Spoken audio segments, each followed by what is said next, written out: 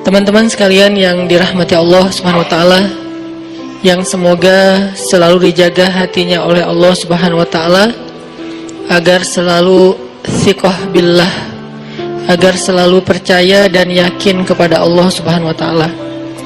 Karena kelemahan kita itu berawal saat kita mulai meragukan Allah.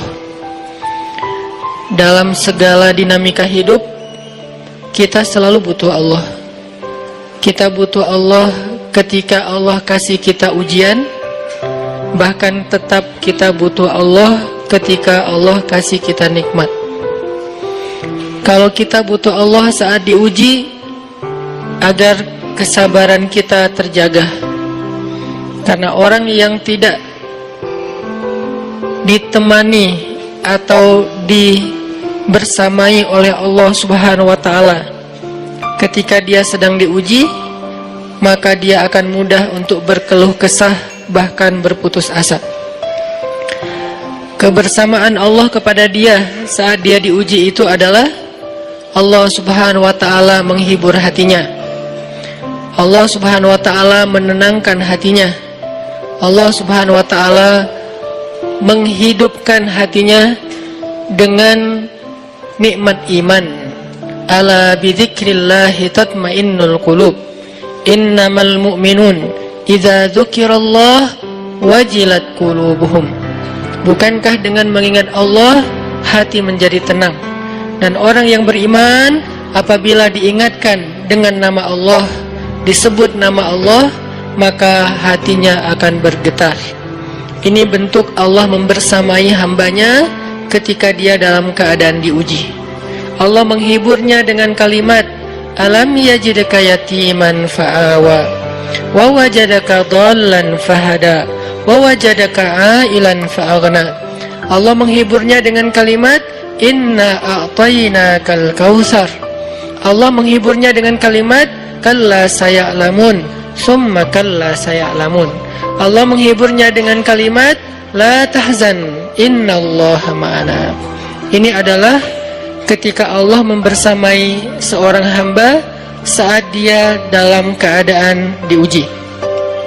Allah membersamai hamba juga ketika dia dalam keadaan diberi nikmat.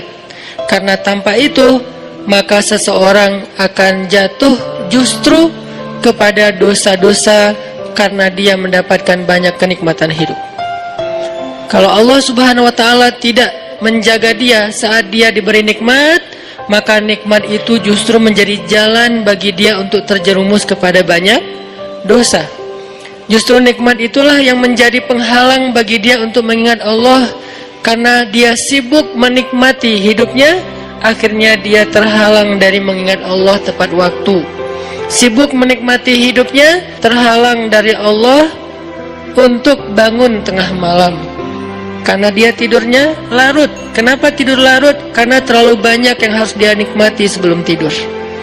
Dia bisa makan-makan, dia bisa jalan-jalan, dia bisa ngopi, dia bisa ketemu teman, dia bisa belanja. Bahkan dia nunggu midnight sale untuk bisa menghabiskan nikmat yang Allah kasih kepada dia. Sehingga akhirnya tidurnya terlalu larut, lalu dia tidak bisa bangun untuk menghadap Allah, curhat kepada Allah. Hal yang selama ini dia lakukan justru ketika dia diuji oleh Allah. Ketika diuji oleh Allah, mudah bagi dia bangkit tengah malam, curhat, sujud panjang, menangis dalam doa.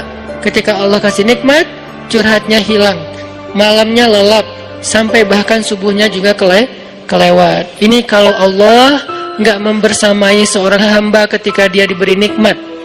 Sehingga orang yang seperti ini, kalau dalam keadaan seperti ini terus-menerus dalam jangka waktu yang lama, nanti dia akan terjebak di dalam istidraj.